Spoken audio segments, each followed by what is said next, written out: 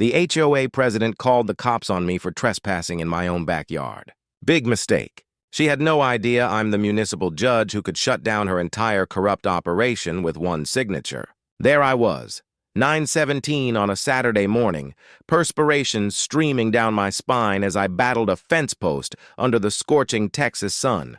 The sharp ring of my post-hole digger resonated across the subdivision when abruptly, whoop, whoop, police sirens pierced the tranquil dawn. 3 patrol vehicles roared into my driveway, pebbles grinding beneath their wheels like shattered shards. I stood tall, soil embedded beneath my nails, and observed 3 cops emerge with that typical hand-on-holster posture.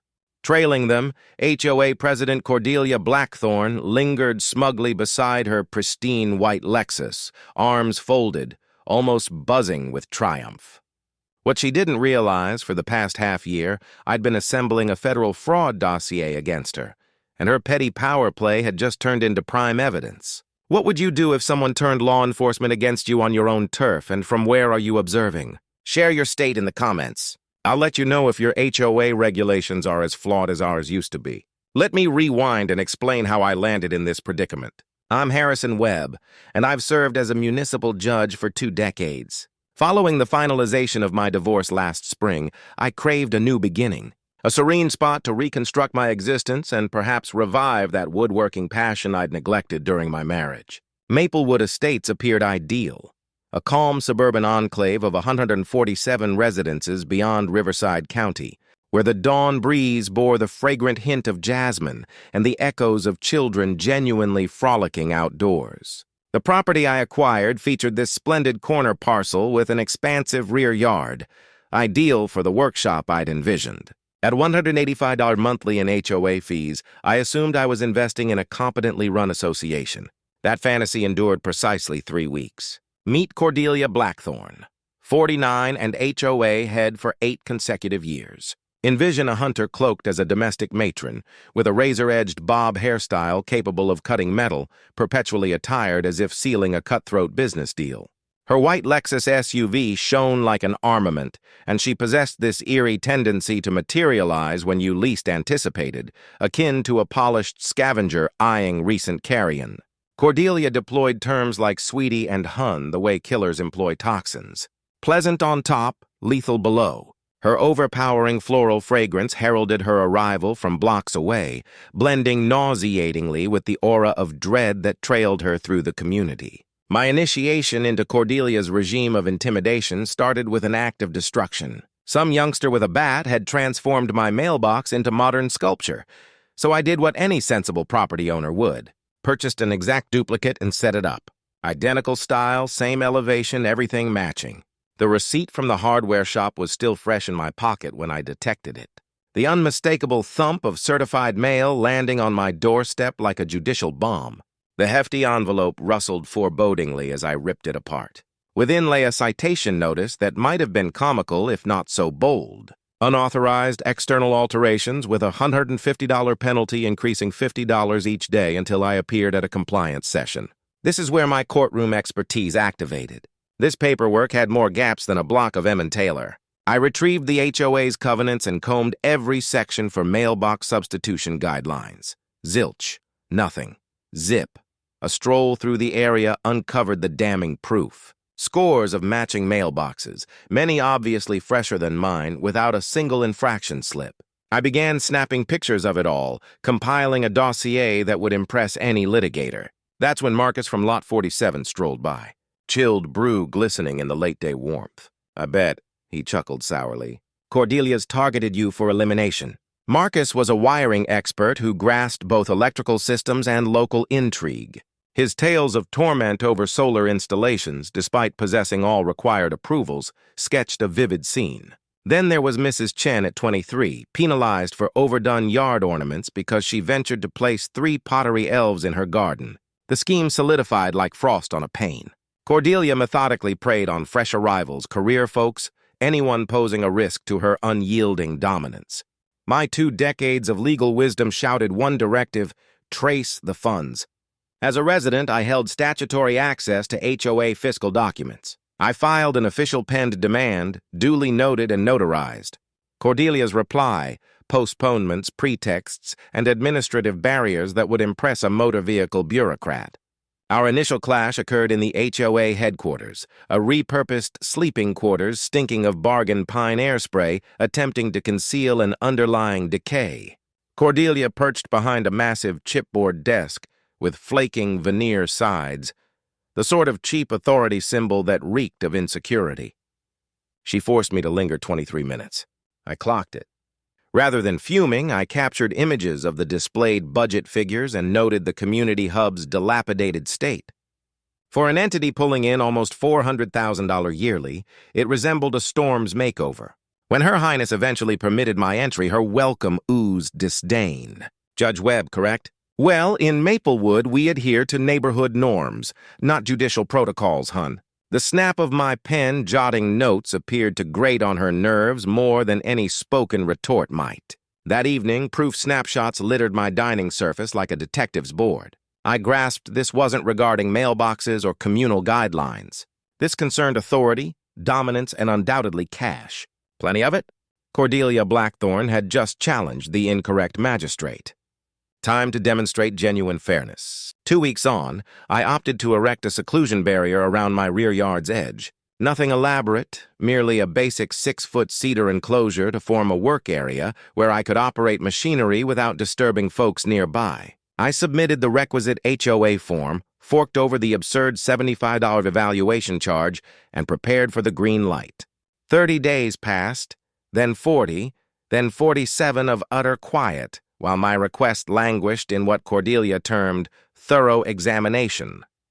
In legal education, I'd absorbed that official holdups are frequently the initial tool of minor despots, depriving individuals of essentials until they surrender or err. Saturday dawn, I'd endured sufficient delay. I engaged a certified land measurer who devoted Friday afternoon to staking my precise lot limits with vivid orange markers. The crisp beep of his GPS gear rang out over the area as he labored. Each dimension verified thrice and recorded. My separation attorney had imparted a key lesson. When facing adversarial foes, excessive proof-gathering isn't suspicion. It's endurance. 7 a.m. Saturday, I commenced excavating. The steady thud, thud, thud of my digger sliced the early hush, blending with the far-off buzz of Marcus's bean grinder and the pleasant scent of cedar boards heating in the initial rays. 3 locals ambled over to observe. Marcus with his hot cup, Mrs. Chen with supportive gestures, and Earl from 156, who volunteered to haul timber.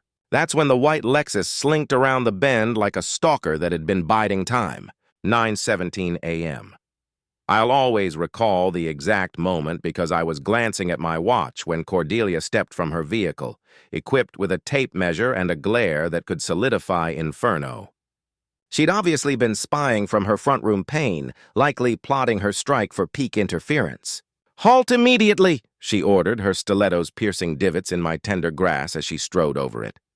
"This barrier intrudes on HOA shared space." I rose, brushing wood shavings from my palms, and serenely presented the measurer's findings. "In fact, Cordelia, each stake is 6 inches within my boundary.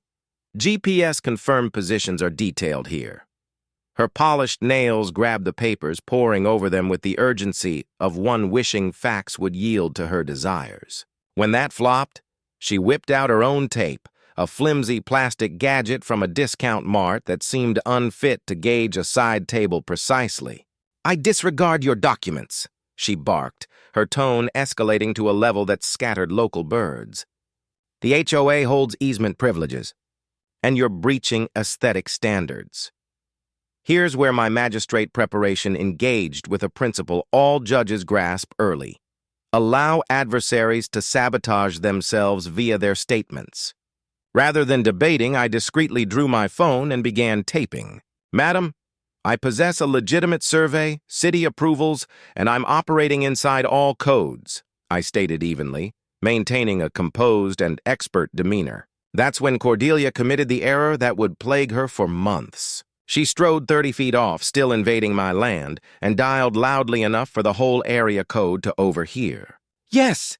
Send officers right away!" she snarled, striding like a trapped beast. "There's an individual invading HOA grounds, ruining shared resources, and he won't depart when instructed." The absurdity was dense enough to slice with my power saw. She was summoning authorities for intrusion while actively intruding on my turf. Marcus almost gagged on his Java. Mrs. Chen's jaw dropped. Earl grumbled about faux strategies quietly. I continued laboring, the consistent beat of mallet on spike offering a backdrop to Cordelia's open breakdown. Each strike was calculated and intentional because 20 years judging had shown me that poise amid chaos is the supreme strategy. 12 minutes on, stones grated under sturdy wheels as 2 cruisers arrived. 3 officers alighted, headed by Sergeant Rodriguez, whose keen gaze had evaluated countless family squabbles in my court through the years. "Your Honor," Sergeant Rodriguez remarked, his brows ascending toward his scalp. "Wasn't anticipating you." The hue fled Cordelia's cheeks as if her assurance had been unplugged. Her lips parted and sealed wordlessly, mimicking a suffocating fish flawlessly. But here's the curve that brightened my whole week. Rather than retreating, Cordelia amplified her folly. "I couldn't care less if he's the Emperor," she screeched, fully discarding any pretense of calm. "He's defying HOA rules and wrecking communal assets." The cops traded glances that conveyed tomes. Sergeant Rodriguez methodically examined my papers, survey, licenses, title document, the lot, all aligned flawlessly because I'd long understood that readiness trumps showmanship every time. "Madam," Rodriguez told Cordelia with scarcely hidden annoyance, "this man has full lawful entitlement to construct on his land. No infraction exists, and honestly, you're the intruder presently." Cordelia's withdrawal was magnificent. A complete strategic pullback masked as justified fury. "Well, the HOA must still sanction visuals and components," she puffed, clacking to her Lexus like a malfunctioning automaton. As the patrols departed, Marcus sauntered up with a smile that could illuminate the block. Judge, she had zero clue who she tangled with. That's when the elements aligned. This wasn't about barrier codes or group norms. This was about coercion, mastery, and likely funds. Major funds. Cordelia had just exposed her full strategy. Bullying, bogus officials, open shame. Unfortunate for her. I'd been analyzing tyrants far longer than she'd feigned authority. The fresh aroma of wood particles permeated the atmosphere as I resumed tasks, but my thoughts were already surging forward. If she was this bold with phony citations, what secrets lurked in those fiscal logs she evaded? Time to uncover precisely how profound this burrow extended. That barrier episode ignited a blaze in me fiercer than Texas pavement in midsummer.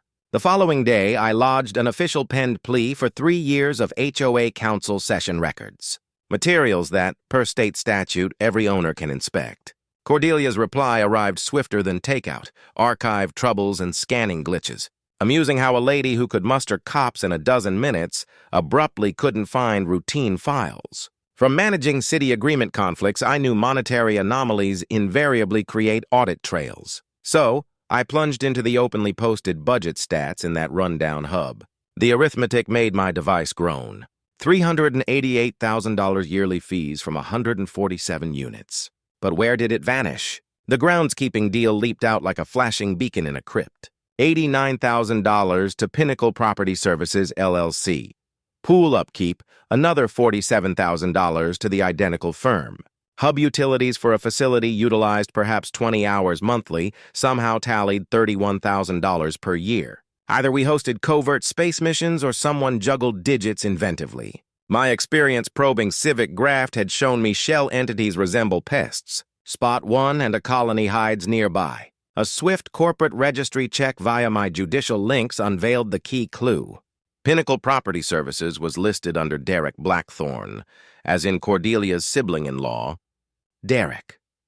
The scent of Java turned stale in my mug as I perched in my study at midnight, linking points that shaped an image nastier than Cordelia's demeanor. No bid competitions noted, no performance reviews, just a constant flow of resident cash pouring into kin accounts like fluid through a ruptured barrier. That's when Cordelia initiated her retaliation. Monday dawn delivered the initial citation. Unauthorized yard changes for sowing tomatoes in my backspace. Tuesday brought excessive external clutter for a coiled hose. Wednesday's gem was structural mismatch for a distinct entry mat from neighbors. Thursday's gem charged parking offenses for my truck in my drive. 4 citations in 7 days. Combined penalties, $800. compounding daily like turbocharged loans. But Cordelia wasn't finished brandishing her fictional clout. Unnamed gripes bombarded the municipal instruction office about my entirely legal arriere. Bogus sound complaints reached the cops all egging Tulis after 6 p.m. while I lounged indoors streaming shows. The local online forum erupted with veiled DJ Absolute, troublesome dweller signoring gear upetiquette. Here's what 20 years facing legal aggressors had instilled. Record all, remain steady and permit Faustos Naratham's elves. While Cordelia played string puller, I assembled a portfolio that would tantalize e-government attorneys. Time. Market shots off matching yard setups across the area. No tickets given. Captures of digital bullying. Al linked to council profiles. Tapes of progressively deranged messages Rom Cordelia, including own avowing to turn my existence, infernaluntal ishau deference. The sleek display of my device heated beneath as my touches is scrolled through proof images nightly, erecting a virtual bastion of records. That's when neighbor backing surfaced like Bloom's post blaze. Marcus recounted hesitation nightmare so verdrinks on his deck. 800. Compounding daily like turbocharged loans. But Cordelia wasn't finished brandishing her fictional clout. Unnamed gripes bombarded the municipal instruction office about my entirely legal arriere. Bogus sound complaints reached the cops all egging Tulis after 6 p.m. while I lounged indoors streaming shows. The local online forum erupted with veiled DJ Absolute, troublesome dweller signoring gear upetiquette. Here's what 20 years facing legal aggressors had instilled. Record all, remain steady and permit Faustos Naratham's elves. While Cordelia played string puller, I assembled a portfolio that would tantalize e-government attorneys. Time. Market shots off matching yard setups across the area. No tickets given.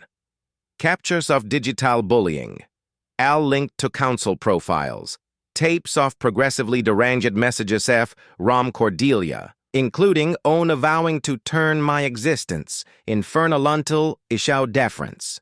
The sleek display of my device heated beneath as my touches is scrolled through proof images nightly, erecting a virtual bastion of records. That's when neighbor backing surfaced like Bloom's post blaze.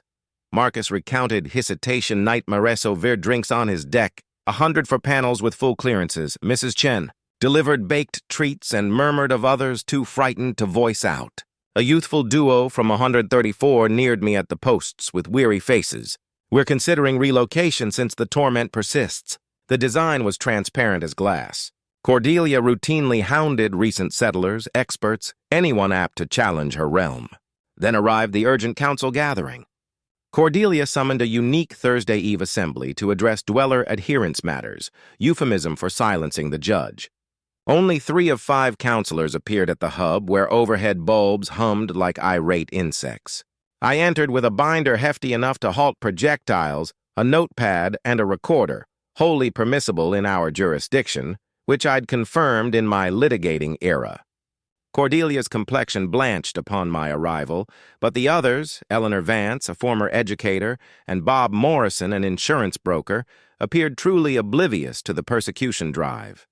Item 4 on the list, Cordelia proclaimed with contrived command, asset infractions and implementation methods. That's when I revealed my cards. I rose, unfolded my binder, and laid out proof of biased application as if pleading to the High Court. Images of duplicate offenses neighborhood-wide. Records of bullying trends, inquiries on the odd absence of rival bids for deals. Where precisely, I queried, my tone bearing 2 decades gravitas, are the logs indicating Pinnacle Property Services choice? And why does this outfit claim 65% of our yearly funds sans supervision? Eleanor and Bob swapped glances that could energize gadgets. The noise of seats dragging on flooring echoed the tense quiet as Cordelia groped for non-existent replies. But here's where she erred most gravely. Instead of mitigation, she detonated.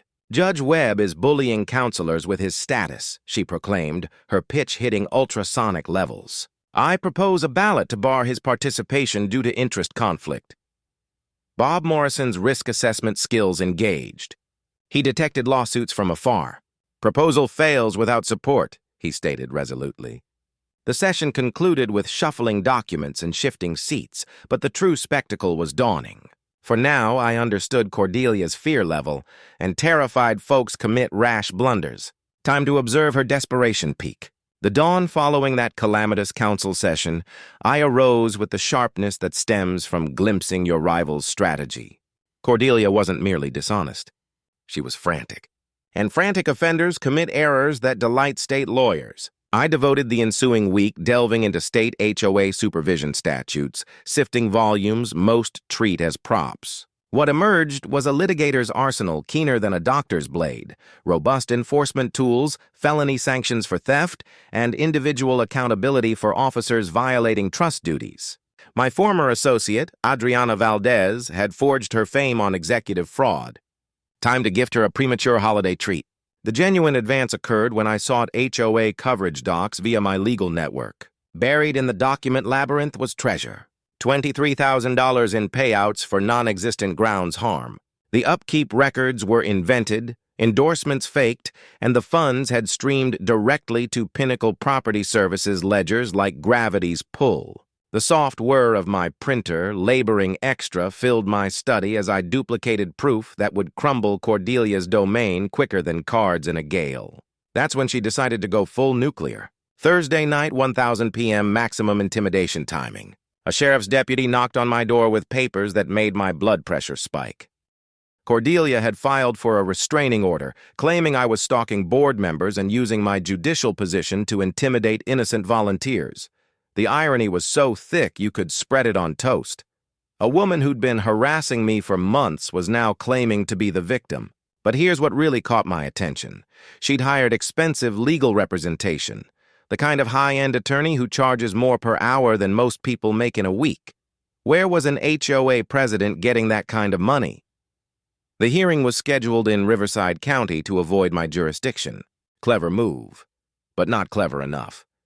Judge Patricia Henley was presiding, and I'd known Patty since law school, when she'd helped me pass constitutional law with late-night study sessions fueled by terrible coffee and pure determination.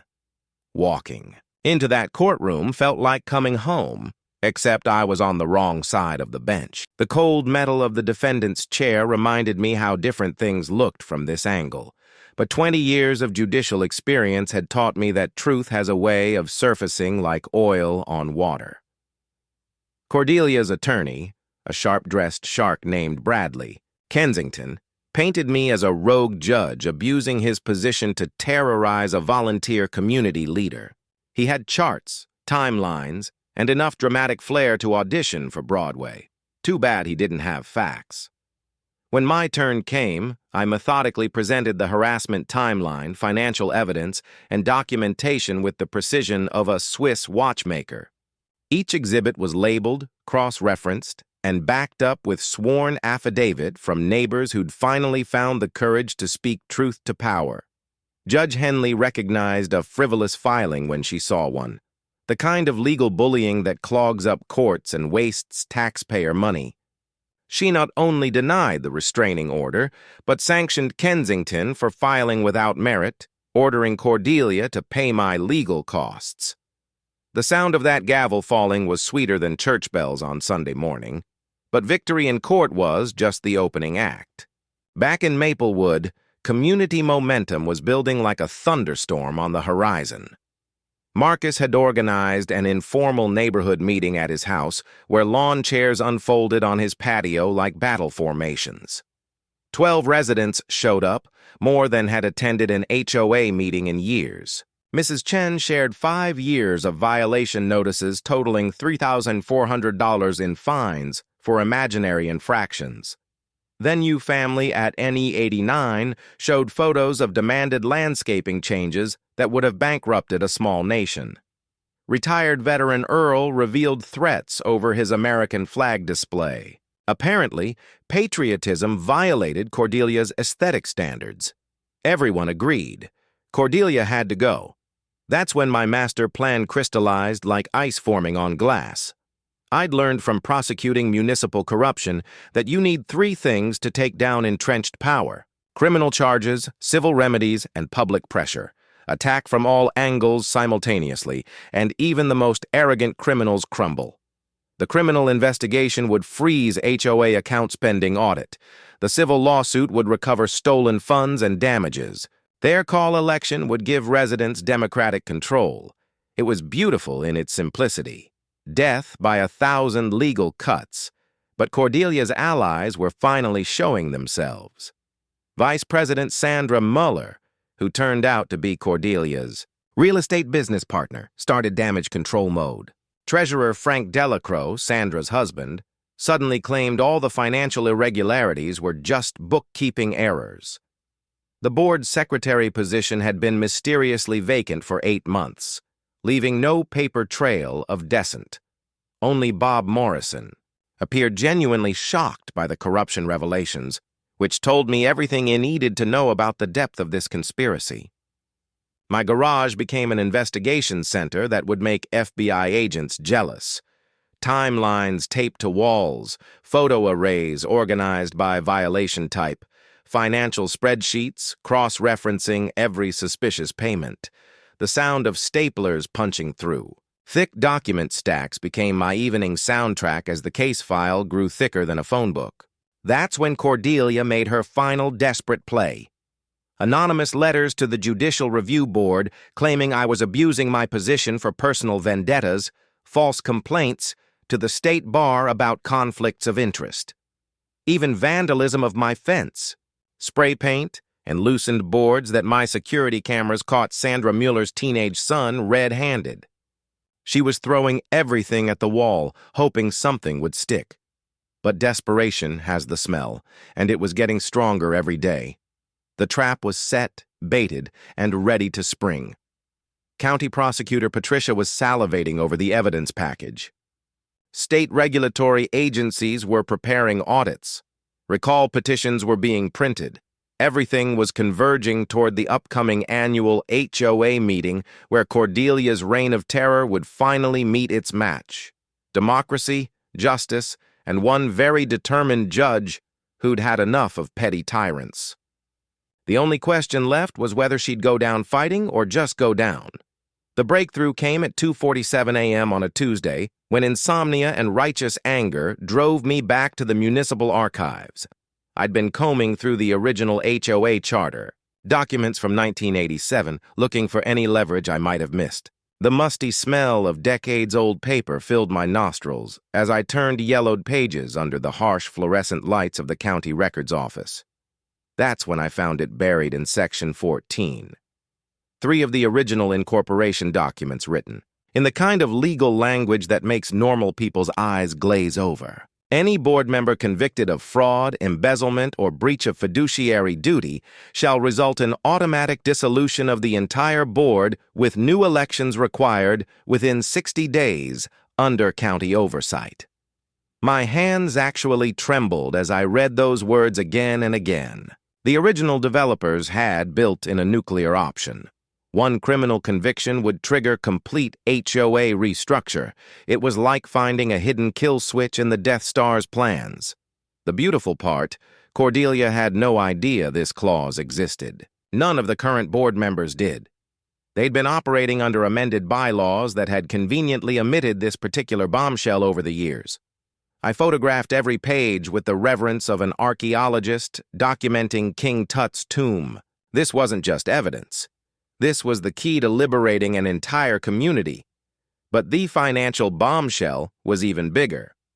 My accountant friend Janet had spent the weekend reviewing my evidence with the thoroughness of an IRS audit.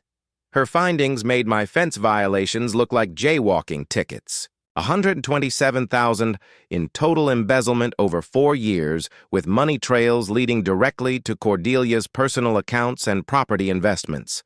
The pattern showed criminal evolution, started with small overcharges, grew bolder with fake invoices, and eventually graduated to wholesale theft. Janet's analysis revealed something that made my prosecutor instincts sing. The embezzlement had accelerated dramatically over the past 18 months. Desperation, divorce proceedings, and a failing real estate market had turned Cordelia from a petty thief into a full-blown criminal enterprise. Sitting in my leather judicial chair that night, surrounded by evidence that could topple a government, I realized I held the nuclear option. One conviction would trigger complete dissolution. HOA insurance would cover resident reimbursements. Fraud victims would be protected. New elections would allow a complete community reset with proper oversight mechanisms.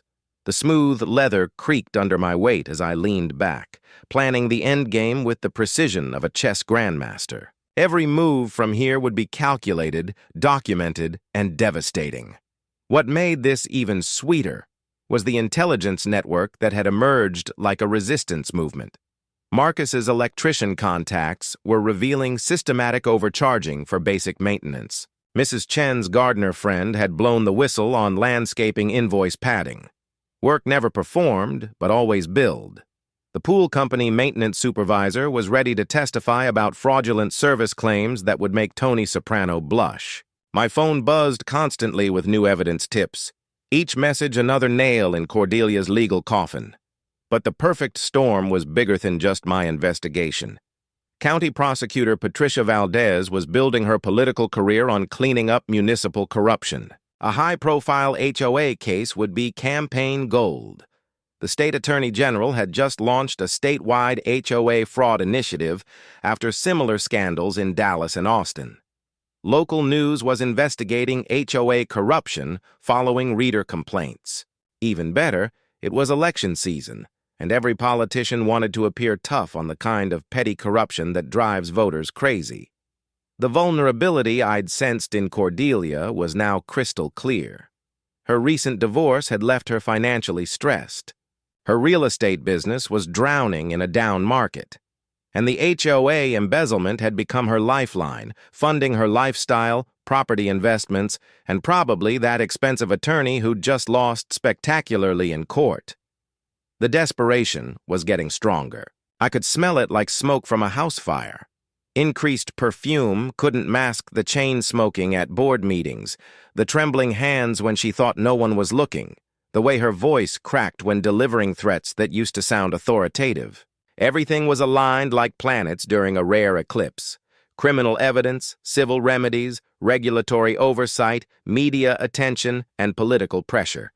Cordelia had built her little empire on a foundation of sand, and the tide was coming in fast. The original charter's dissolution clause was my ace in the hole, but I wouldn't need to play it yet. Sometimes the threat of total destruction is more powerful than the destruction itself. Time to see how she'd react when she realized her world was crumbling faster than a stale cookie. The morning after discovering that nuclear option in the charter, my dining room looked like a CIA operation planning the overthrow of a small country. Wall maps of the neighborhood showed violation patterns marked in different colored pushpins. Red for harassment, blue for financial irregularities, yellow for selective enforcement. Financial flowcharts covered every surface, tracking money like bloodhounds following a scent trail. The sound of sticky notes being rearranged and markers squeaking across whiteboards became my morning symphony as I orchestrated the most satisfying takedown of my legal career. First, I assembled my team. Not the Avengers, but close enough for neighborhood justice. Marcus brought electrical expertise and street credibility that money couldn't buy. Mrs. Chen provided historical knowledge and the moral authority that comes from surviving 87 years of life's battles. Patricia Valdez offered prosecutorial power and media connections that could turn local corruption into statewide headlines. Earl, the veteran, contributed organizational skills sharp enough to run a military campaign. Even Bob Morrison, the one honest board member, became our inside source. My strategy was beautifully simple. Attack from 3 directions simultaneously, like a perfectly coordinated military operation. Criminal prosecution would freeze assets and establish legal precedent. Civil remedies would recover stolen funds and compensate victims. Administrative action would trigger state oversight and license revocations. Death by 1,000 legal cuts, each one precisely placed for maximum damage. The evidence package grew thicker than a small-town phone book. 347 pages all financial records, contracts, and invoices that painted a picture uglier than abstract art. 89 photos documenting selective enforcement that would make civil rights lawyers weep with joy. 23 audio recordings of harassment incidents, including Cordelia's threat to destroy anyone who challenges community standards. A timeline showing escalation patterns over 4 years that read like a criminal psychology textbook. The heavy cardboard of evidence boxes and metal rings of binders became familiar textures under my fingers as I organized enough documentation to convict a small army of white-collar criminals. Media strategy came next because public pressure makes politicians move faster than caffeine makes hummingbirds fly. Channel 7 investigative reporter Jennifer Kim was already sniffing around HOA corruption stories. Apparently, reader complaints had been flooding in like spring rain. The local newspaper editor was hungry for community interest pieces that actually mattered to real people. Social media campaigns were planned around the recall election with residents finally ready to tell their stories without fear of retaliation. The sound of keyboards clicking filled neighborhood living rooms as residents typed Facebook testimonials that would make Cordelia's PR problems look like a Category 5 hurricane. But the financial forensics was where things got truly beautiful. My CPA friend Janet had traced fund diversions through a shell company network more complex than a NASA launch sequence. Bank records showed personal expenditures from HOA accounts, spat treatments, jewelry purchases, and restaurant bills that would feed a small village. Property records revealed Cordelia's unexplained real estate investments, funded entirely by money that should have been fixing our community. From my prosecutor days, I'd learned that financial records don't lie, even when people do. They're like digital fingerprints at a crime scene, impossible to completely erase, no matter how hard criminals try. Their call election mechanics were surprisingly straightforward once you cut through the bureaucratic nonsense. We needed 74 signatures from 147 households, 25% to trigger the recall, 30 days for petition circulation, then elections within 45 days of a successful petition. Sample ballots were designed showing reform candidates who actually gave a damn about the community instead of their bank accounts. Community education became our secret weapon. Information packets explained HOA financial basics in language that wouldn't require law degrees to understand. Know Your Rights workshops at the community center taught residents how to request financial records, attend board meetings effectively, and document harassment like prosecutors building cases. Meanwhile, Bob Morrison was feeding us inside information that made Tom Clancy novels look boring. Cordelia was panicking over missing treasurer records that could expose years of additional fraud. Sandra Mueller was attempting to alter historical documents like some kind of suburban Nixon. Frank Delqua had consulted a bankruptcy attorney, apparently preparing for the financial apocalypse heading his way. Emergency board meetings were being called without resident notification, a violation of state sunshine laws that would add more charges to the growing pile. The smell of burning paper drifted from behind the community center one night as compromised materials were destroyed. But digital records are harder to kill than movie villains. Everything was backed up, encrypted, and stored in multiple locations like a distributed resistance network. Technology became our force multiplier. A professional website, Reform Maplewood HOA, went live with documentation that would make investigative journalists drool. Online petitions gathered electronic signatures faster than a viral cat video. Databases tracked every violation pattern, creating statistical evidence of systematic discrimination. Notification sounds from phones and tablets became the soundtrack of revolution as community support grew from dozens to hundreds of supporters across the county. But the legal trap was my masterpiece. Ethics complaints were filed against Cordelia's real estate license for conflicts of interest. Insurance fraud was reported to state regulatory agencies that took white-collar crime personally. Tax evasion evidence was forwarded to the IRS because nobody escapes the tax man, not even HOA tyrants. Every escape route was blocked, every ally neutralized, every financial resource frozen or monitored. The timeline was accelerating beyond my wildest expectations. Criminal investigations moved faster when prosecutors smelled political opportunity. Media attention intensified, the story spread through social networks like wildfire. Public pressure mounted as residents realized they weren't alone in their frustration. Cordelia's desperate attempt to move up the annual HOA meeting was her final mistake. Rushing toward a confrontation she couldn't win. with an audience she couldn't control and evidence she couldn't suppress. The sound of staplers, copers, and phones ringing filled my makeshift campaign office as final preparations fell into place. Every document was copied. Every witness was prepared. Every legal strategy was polished to courtroom perfection. Time to watch a petty tyrant learn what real accountability looks like. Desperation has a distinct smell. Part fear, part flop sweat, part expensive perfume, trying to mask the stench of panic. And Cordelia was absolutely reeking of it. The morning after our war room planning session, she called an emergency board meeting to remove me as a resident for conflict of interest. The logic was breathtaking in its stupidity.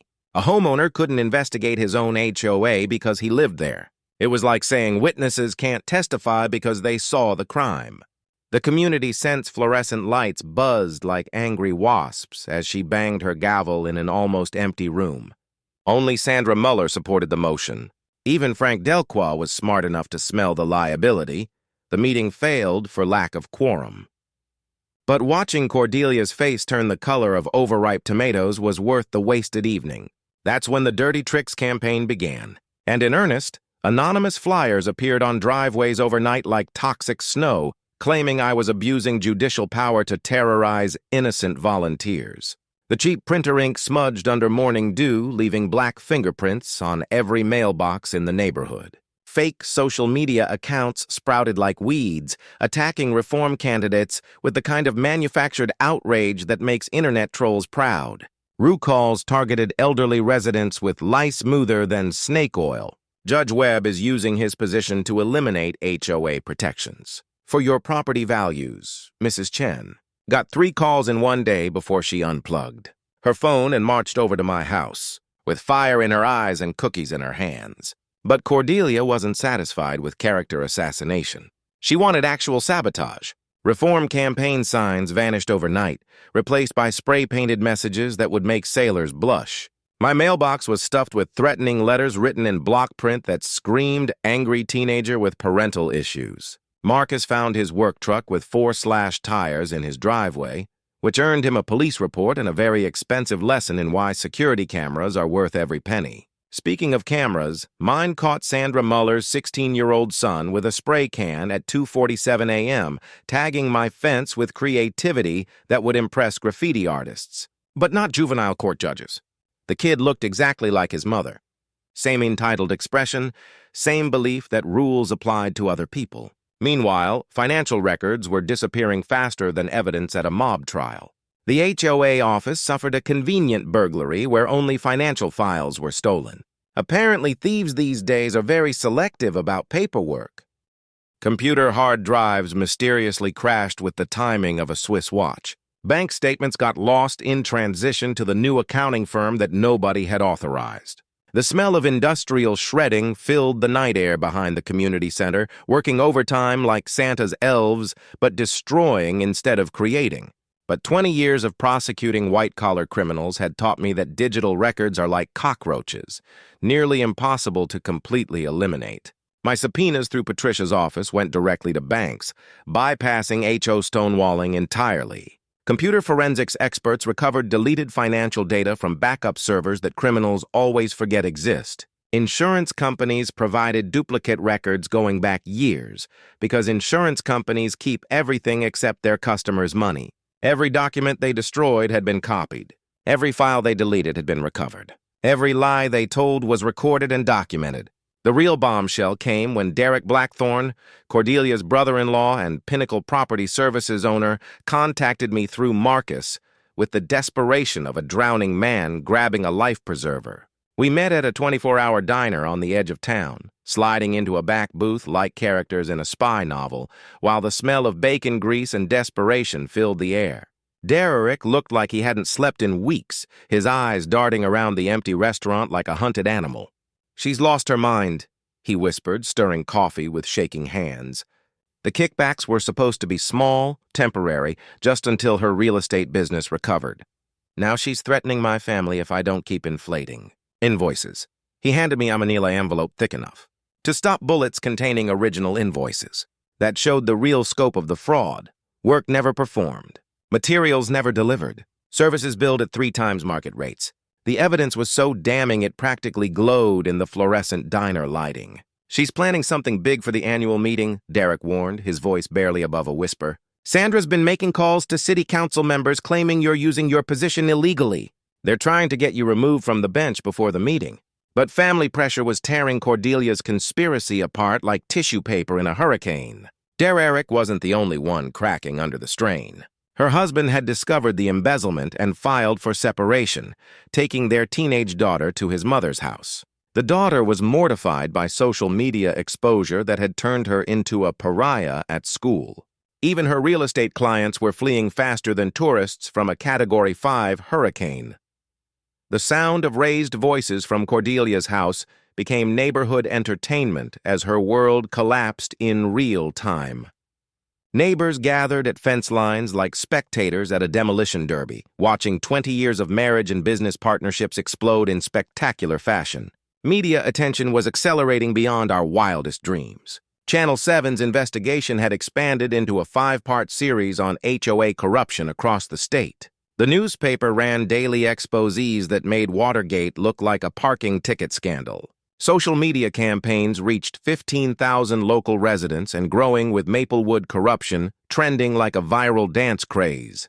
The sound of news van generators humming outside the community center became our neighborhood's new soundtrack, drowning out the usual sounds of suburban tranquility. Law enforcement was escalating faster than a police chase. FBI financial crimes units had joined the investigation, bringing federal resources that made local prosecutors look like mall security guards. Asset forfeit warrants froze Cordelia's accounts with the efficiency of liquid nitrogen. Real estate licenses were suspended pending investigation, cutting off her last legitimate income source.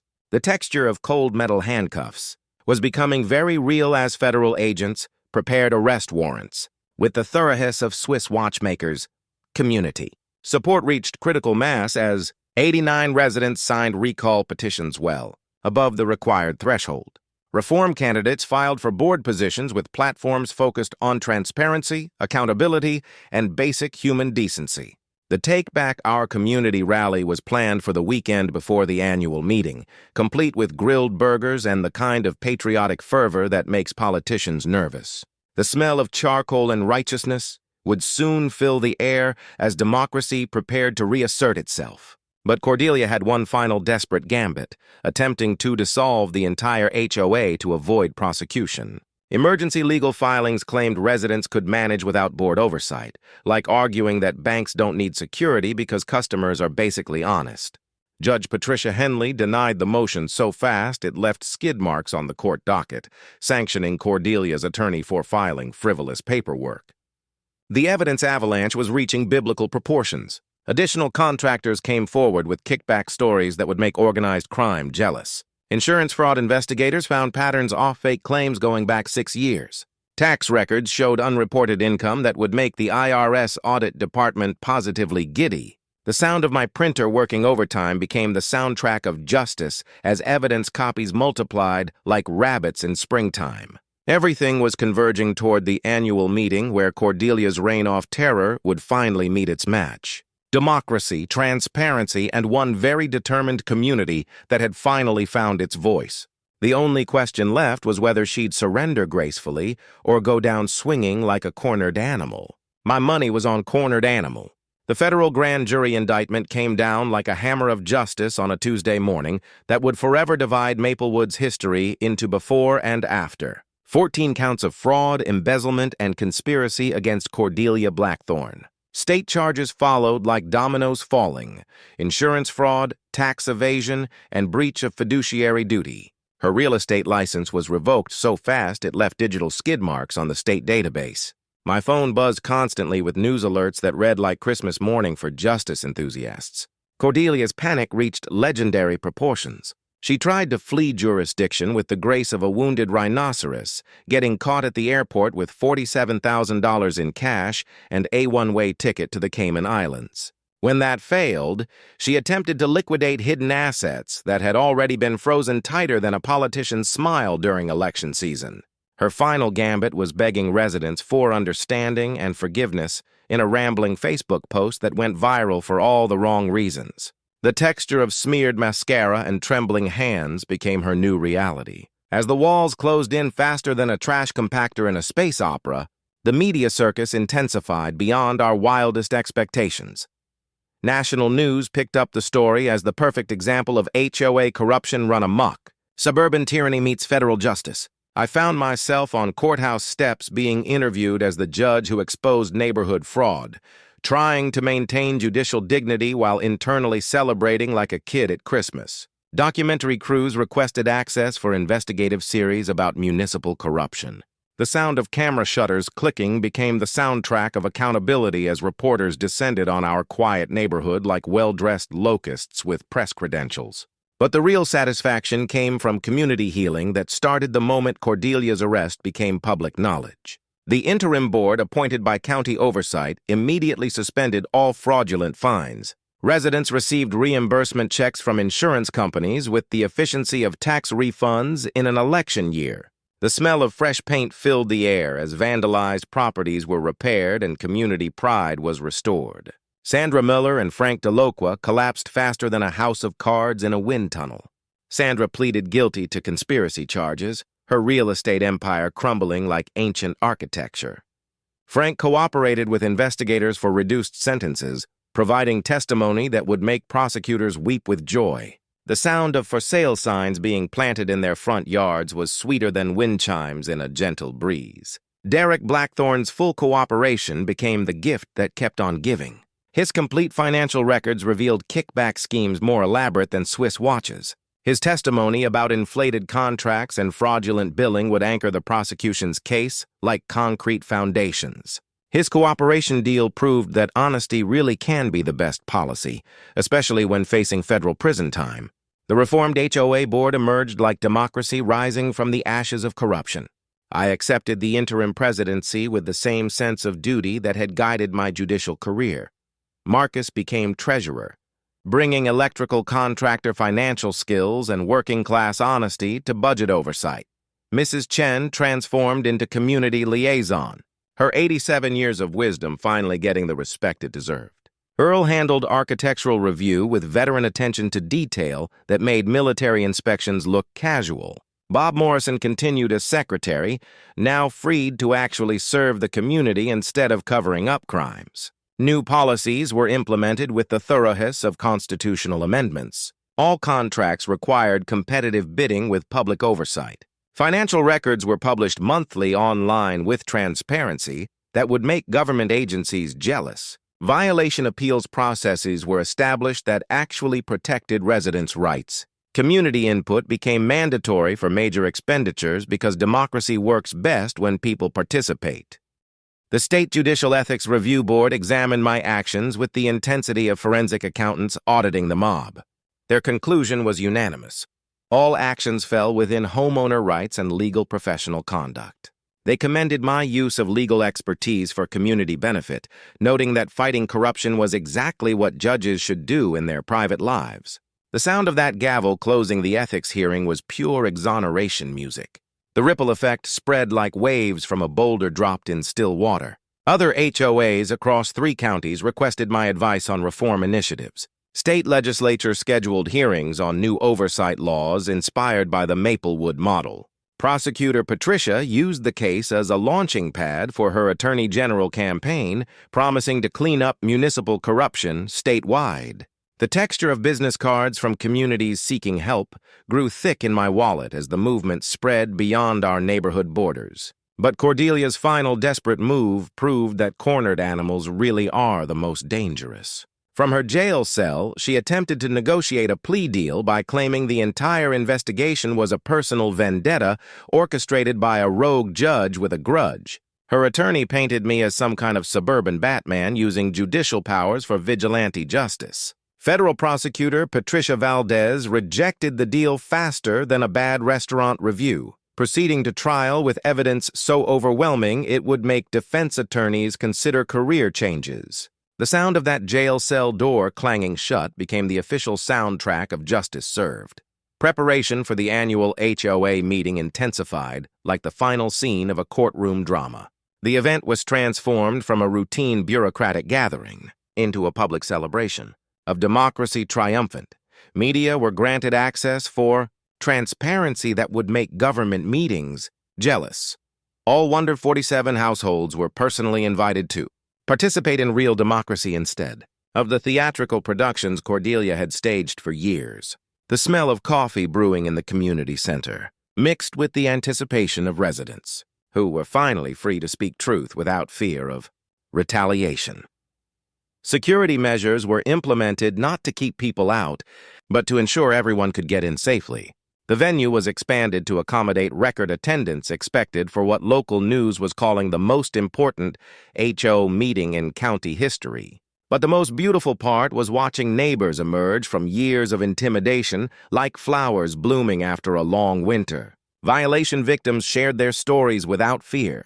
Financial fraud survivors compared notes with the enthusiasm of support group members. Reform candidates stepped forward with platforms based on transparency and accountability instead of personal enrichment. The texture of petition signatures felt like democracy and action as residents reclaimed their community from the ashes of corruption. Everything was converging toward one moment when justice, democracy, and community spirit would finally triumph over petty tyranny and financial fraud. The annual meeting would be more than administrative theater. It would be a celebration of what happens when good people refuse to stay silent and one determined judge decides that enough is enough. The only question left was whether the community center could hold all the people who wanted to witness justice being served with a side of accountability. The big day arrived with the kind of electric anticipation usually reserved for Super Bowl Sundays or presidential elections. The annual HOA meeting had been transformed from a dreaded bureaucratic obligation into the hottest ticket in town, democracy's comeback tour with standing room only. Channel 7 news crews arrived at dawn, their generators humming like mechanical honeybees as they set up cameras with the precision of a NASA launch. Reporter Jennifer Kim had promoted this as the finale to her 5-part HOA Corruption Expose, promising viewers justice served live and unfiltered.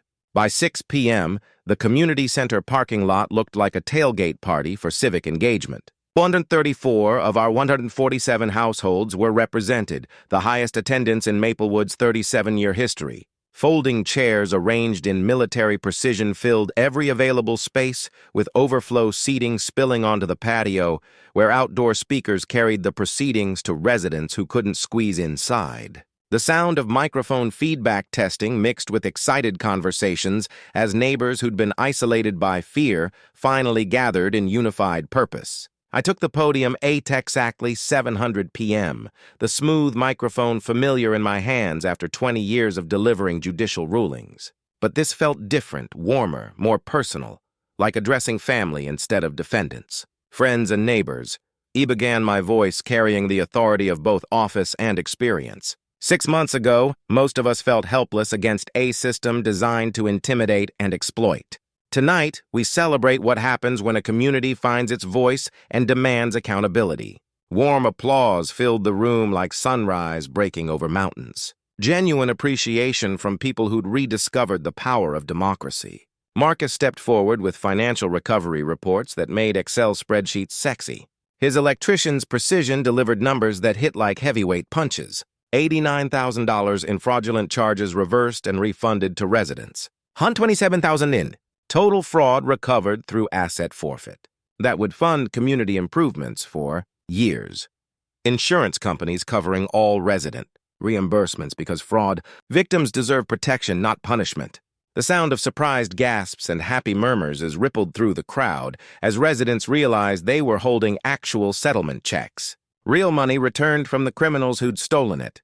But the evening's dramatic centerpiece came via live courthouse update from downtown, where Cordelia's fate was being decided by 12 jurors who'd heard enough evidence to convict a small army.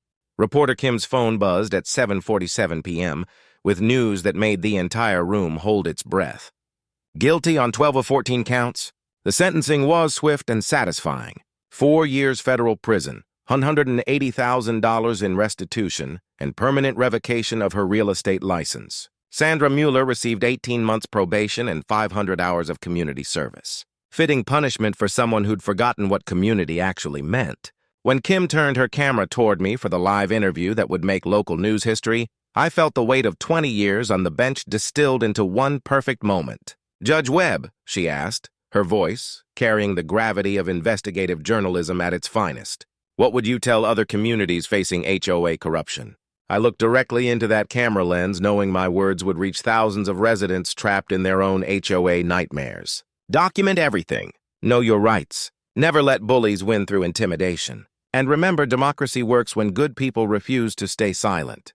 The camera panned across cheering residents, capturing community unity that would make Norman Rockwell weep with patriotic pride. That's when I dropped the surprise that would cement this evening in neighborhood legend.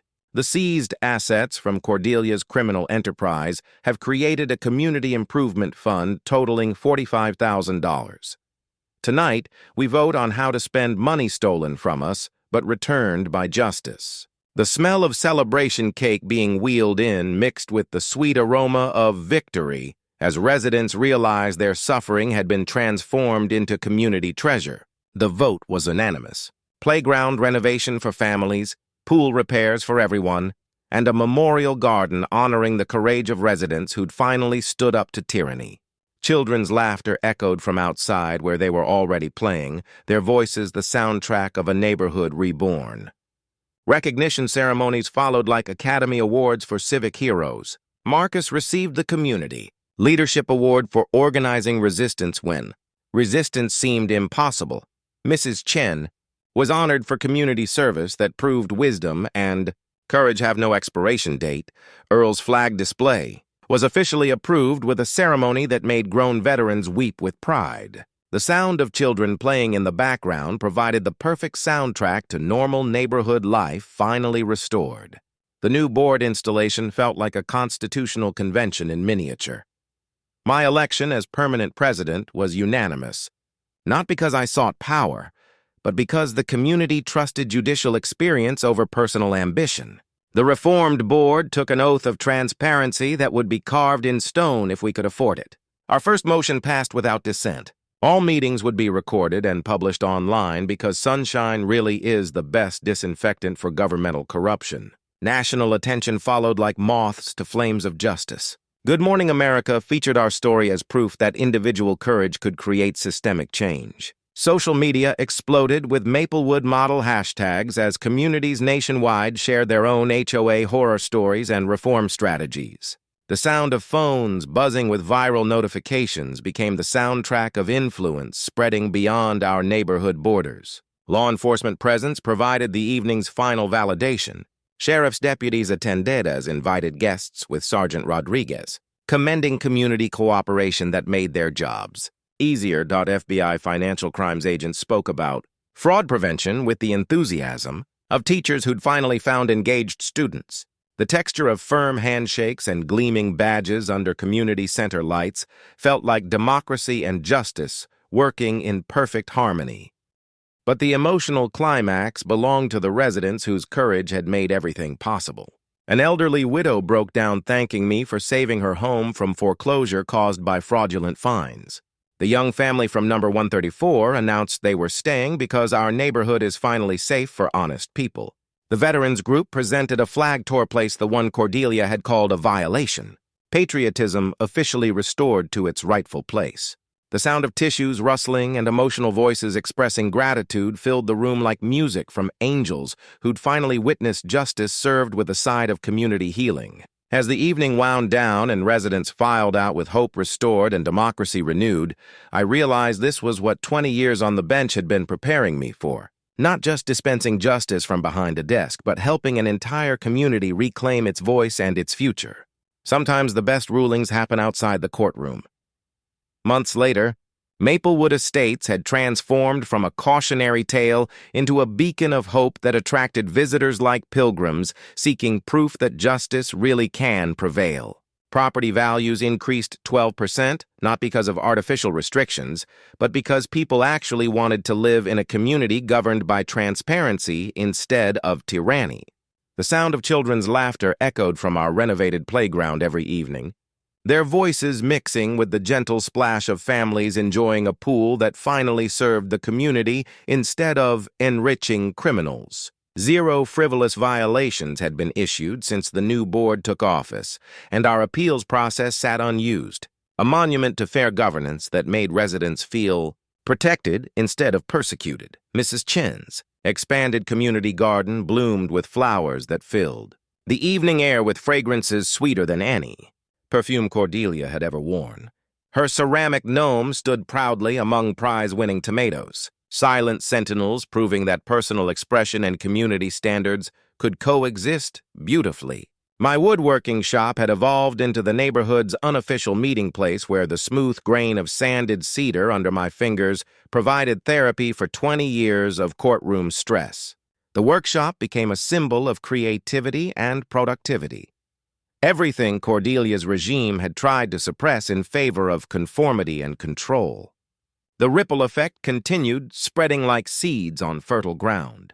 23 communities across 4 states had requested consultation on HOA reform, turning our local victory into a regional movement. The Maplewood Act passed through state legislature with bipartisan support, strengthening oversight mechanisms and establishing criminal penalties for board members who betrayed their fiduciary duties. Prosecutor Patricia Valdez won her Attorney General race in a landslide, campaigning on a platform of municipal corruption cleanup that resonated with voters tired of petty tyrants wielding imaginary power. Her victory proved that fighting for justice could be both morally right and politically smart. Individual courage really can create systemic change. One person willing to stand up can inspire entire communities to reclaim their voices and their futures. The Community Accountability Scholarship was announced at the local high school graduation ceremony, where the sound of applause for educational opportunity mixed with the sweet scent of possibility. $5,000 annually would support students studying law, public service, or any field dedicated to protecting communities from the kind of corruption we'd overcome. The scholarship honored every resident who'd found courage to speak truth to power, transforming their suffering into hope for future generations. Cordelia served 3 years in federal prison, where reportedly she worked in the law library helping inmates with appeals, perhaps learning what justice actually meant when you couldn't buy your way out of consequences. Her restitution payments continued under court supervision. Every dollar a reminder that crime really doesn't pay in the long run. Her house sold to a young family with children who brought bicycle sounds and sidewalk chalk art to a street that had forgotten how to smile. Marcus's electrical business boomed as word spread about honest contractors who charged fair prices and delivered quality work. He employed 2 additional electricians from the neighborhood, proving that integrity could be both profitable and community building. The sound of power tools became the soundtrack of honest work, rebuilding trust, one job at a time. Mrs. Chen organized democracy and action workshops that attracted residents from across the county, her 87 years of wisdom finally receiving the platform it deserved. The smell of jasmine tea filled evening sessions where she taught civic participation with the passion of a civics teacher who actually cared about her students' futures. Earl's American flag flew proudly without fear of violation notices, while his memorial garden planning brought veterans together for healing that went deeper than landscaping. The soft texture of flag fabric fluttering in the breeze became a symbol of freedom that actually meant something in our community. But the most satisfying victory was watching our neighborhood return to what it should have been all along, a place where families could build lives without fear, where diversity was celebrated instead of punished, where community meant cooperation instead of competition. My phone rang one Tuesday morning with a familiar sound that made me smile. Another community in distress, this time from a mountain town dealing with water rights corruption involving a management company that made Cordelia look like an amateur. Judge Webb, the caller said with desperation I recognized from my own experience 6 months earlier. We've heard about Maplewood. Can you help us too? The next adventure was calling, and I realized that fighting corruption had become more than a personal mission. It was a calling that combined my judicial experience with community service in ways that made both more meaningful. But night, sitting in my backyard workshop with the scent of cedar shavings and the distant sound of neighbors chatting over fences, I reflected on something that made all the effort worthwhile. Sometimes the system works exactly as designed when good people refuse to stay silent and stand up for what's right. The community celebration continued in the background as another Tuesday evening painted our neighborhood in golden light. American flag waving gently in the breeze that carried the sounds of children playing and families living freely.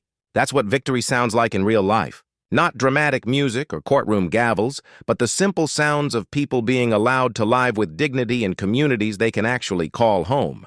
What's your HOA horror story? Share it in the comments below.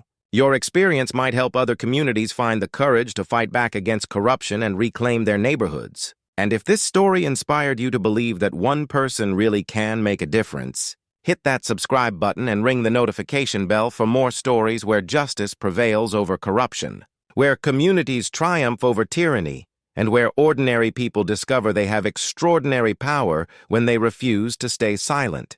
Because democracy works best when we all participate, and justice tastes sweetest when it's served with a side of community healing.